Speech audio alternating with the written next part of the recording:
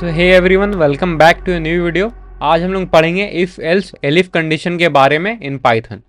तो Python supports logical conditions that is comparison expressions. पिछले video में हमने ऑपरेटर्स एंड एक्सप्रेशंस के बारे में समझा था कि वो क्या होता है क्या नहीं होता है। तो पाइथन क्या करता है ना, कंपैरिजन एक्सप्रेशंस को सपोर्ट करता है। सच एज क्या होता है कंपैरिजन एक्सप्रेशन में, equals to, not equals to, greater than, less than, greater than और इक्वल्स टू, लेस देन और इक्वल्स टू, ये सब हम लोग कंपैरिजन ऑपरेटर क्या होता है और एक्सप्रेशन क्या होता है ये सब हम लोग पिछले वीडियो में पढ़ा है। And as we know this comparison operators return either true और फॉल्स। और ये ना खाली ना बुलियन डेटा टाइप रिटर्न करता है, आइदर ट्रू रिटर्न करेगा या तो फिर फॉल्स रिटर्न करेगा। ये कंडीशन देखेगा ट्रू है या फिर फॉल्स है, उसके बेसिस पे हमको खाली ट्रू या तो फिर फॉल्स रिटर्न करता है। If else elif condition in Python is conditional statements used to execute different blocks of code based on whether a condition is true or false।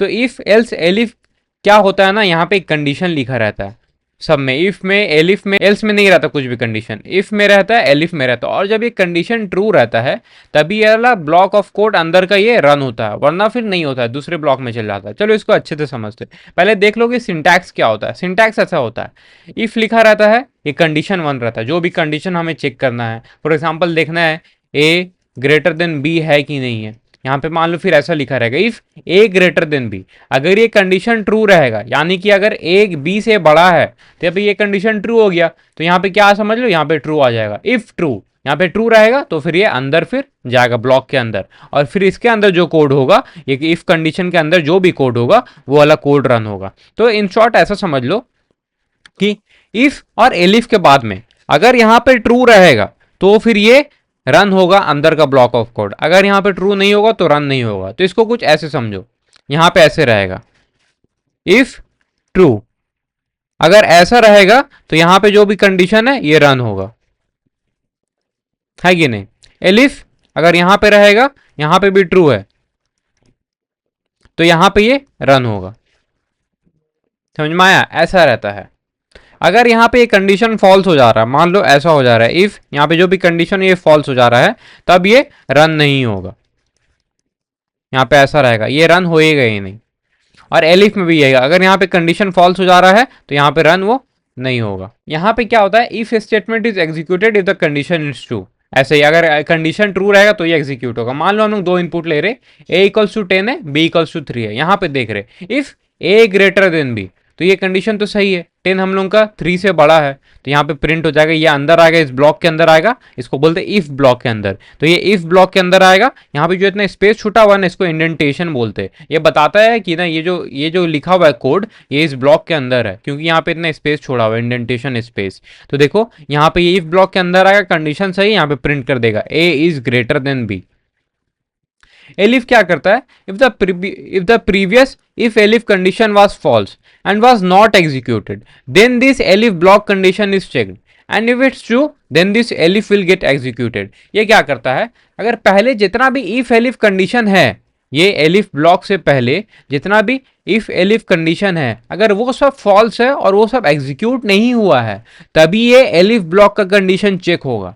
और चेक होने के बाद अगर ये ट्रू होगा कंडीशन, तभी ये elif ब्लॉक एग्जीक्यूट होगा। जैसे कि एग्जांपल देखो, यहाँ पे मैंने एक बनाया वेरिएबल स्कोर करके, इसका वैल्यू है 82।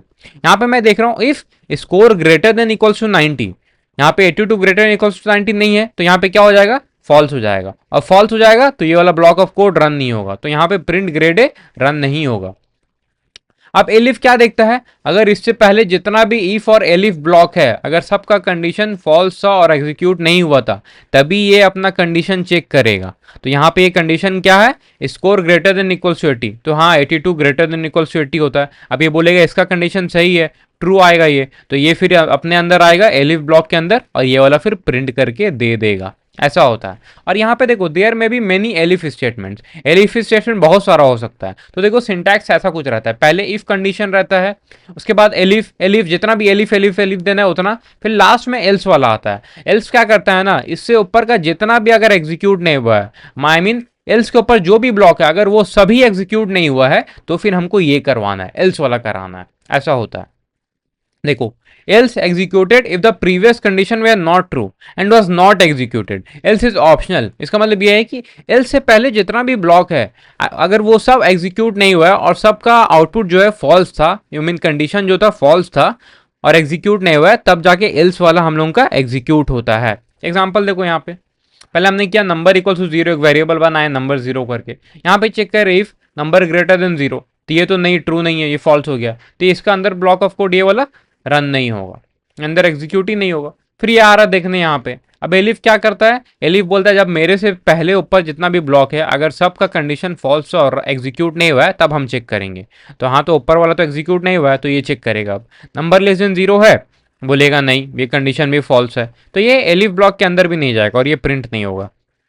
अब एल्स बोलेगा अच्छा मेरे ऊपर जितना भी था कोई एक भी एग्जीक्यूट नहीं हुआ है, मतलब अब हमको होना पड़ेगा। एल्स बोलता है अगर कोई भी ऊपर एग्जीक्यूट नहीं होगा तब तो हमको रन होना ही होना है, तो यहाँ पे प्रिंट कर देगा ये द नंबर इज जीरो, क्योंकि यहाँ ऑब्वियसली यही कंडीशन है, अगर नंबर ग्रेटर देन जीरो, अगर नंबर जीरो से बड़ा नहीं है और जीरो से छोटा भी नहीं है तो क्या पॉसिबिलिटीज है, नंबर जीरो है, तो यहाँ पे हम लोग प्रिंट कर दे रहे। ये क्या नोट है, as soon as we find the true conditions then that block of code is executed and rest of them are skipped. हाँ, यहाँ पे ये चीज ध्यान देना है, अगर मैंने यहाँ पे इतना ब्लॉक ऑफ कोड लिखा है, अगर कहीं पे भी मेरा कंडीशन ट्रू हो जा रहा है तो खाली वो ब्लॉक ऑफ कोड एग्जीक्यूट होगा और वो ब्लॉक ऑफ कोड एग्जीक्यूट होने के बाद में ये सबको ये इग्नोर मार देगा। इफ एलिफ एल्स ब्लॉक में जितना भी चीज रहेगा सबको इग्नोर मार देगा। अगर जहां एक ब्लॉक ऑफ कोड में ट्रू आ रहा है, कंडीशन रिटर्न कर रहा है ट्रू और एग्जीक्यूट हो जा रहा है तो, and if no condition are true, अगर एक भी कंडीशन ट्रू नहीं होता है तो क्या करेगा, एल्स ब्लॉक को वो एग्जीक्यूट करेगा। तो ये चीज ध्यान देना है, जो भी एक ब्लॉक ऑफ कोड एग्जीक्यूट हो जा रहा है उसके बाद कोई भी ब्लॉक ऑफ कोड एग्जीक्यूट नहीं होगा, वो स्किप हो जाएगा, और अगर एक भी ब्लॉक ऑफ कोड एग्जीक्यूट नहीं हो रहा है तब else block of code execute होगा।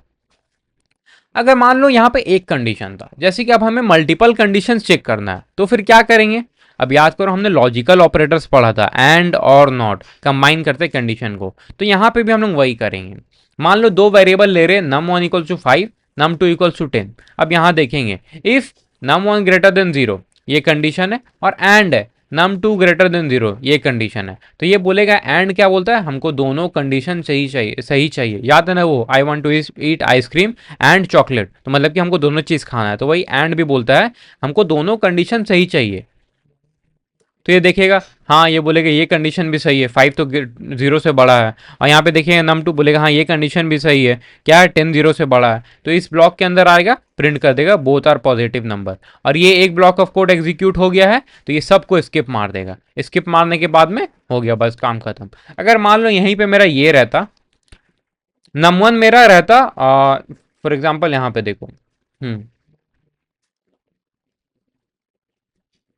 नम वन हम बनाते -5, है कि नहीं, ऐसा कर देते, तो यहाँ पे देखो क्या चेंजेस होता, यहाँ पे ऐसा होता, यहाँ पे आता num one greater than zero, बोलता -5 जीरो से बड़ा है, नहीं ये गलत होता था कंडीशन, और ये वाला सही होता, पर एंड बोलता हमको दोनों जगह ट्रू चाहिए था, तो ये ब्लॉक ऑफ कोड एग्जीक्यूट नहीं होता। अब एलिफ में आता, एलिफ बोलता अगर मेरे से ऊपर जितना भी कोड है, अगर इफ ब्लॉक और एलिफ ब्लॉक वाला है वो अगर एग्जीक्यूट नहीं हो रहा तब हम कंडीशन चेक करेंगे, तो ये तो बोलेगा हाँ ऊपर कोई भी एग्जीक्यूट नहीं हुआ है। अब यहाँ पे ये कंडीशन चेक करेगा, num one greater than zero, -5 greater than zero, नहीं ये फॉल्स हो जाएगा। यहाँ पे और आ गया, फिर यहाँ पे बोलेगा क्या 10 ग्रेटर देन जीरो है, यहाँ पे ये ट्रू हो जाएगा, हाँ 10 से जीरो से बड़ा है, तो ये और क्या बोलता है, कोई भी एक कंडीशन हमको ट्रू चाहिए, तो यहाँ फॉल्स था यहाँ ट्रू है, ये बोलेगा अच्छा मेरे को एक कंडीशन ट्रू मिल गया, तो अब हम अपना ब्लॉक ऑफ कोड एग्जीक्यूट करेंगे, तो यहाँ पे प्रिंट कर देगा at least one number is positive, ऐसा है। अगर मान लो यहाँ पे हम लोग एक चीज़ और करते, इसको भी हम लोग ये चेंज कर देते, इसको भी हम लोग क्या करते, -10 कर देते, तो यहाँ पे क्या चेंजेस होता, ये कंडीशन भी फॉल्स हो जाता, ये भी फॉल्स हो जाता, ये भी एग्जीक्यूट नहीं होता, ये भी एग्जीक्यूट नहीं होता, फिर आता ये एल्स में बोथ नंबर आर नेगेटिव, ऐसा करके हो जाता। चलो इसका प्रैक्टिकली करके देखते हैं। यहाँ पे जैसे मैंने दो नंबर लिया, a इक्वल्स टू 10 और b इक्वल्स टू 3, चलो यहाँ पे देखूंगा if a greater than b, यहाँ पे प्रिंट कर रहा है a is greater then b, चलो रन करके देखते हैं। देखो यहाँ पे आ गया ना a is greater then b, क्योंकि यहाँ पे कंडीशन चेक किया, हाँ 10 3 से बड़ा, तो ये रन करके दे दिया। चलो अब दूसरा एग्जांपल देखते हैं, ये वाला num one equals to 5 and num two equals to 10, num2 equals to 10, अब यहाँ पे लिख देंगे इफ ब्लॉक वाला हम लोग।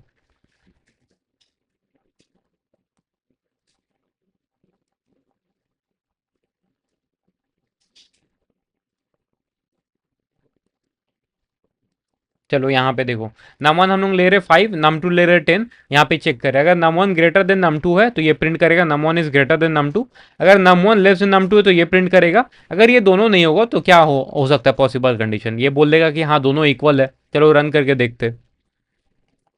देखो यहाँ पे आ गया num one less than num two. अब इसमें हम लोग क्या कर सकते हैं, याद करो हम लोग यूजर इनपुट लेने सीखे थे, तो हम लोग यहाँ पे ना यूजर इनपुट लेते, हम लोग अपने से नंबर देंगे। यहाँ पे लिखेंगे I N T input enter the first number, ऐसे लिख दिए।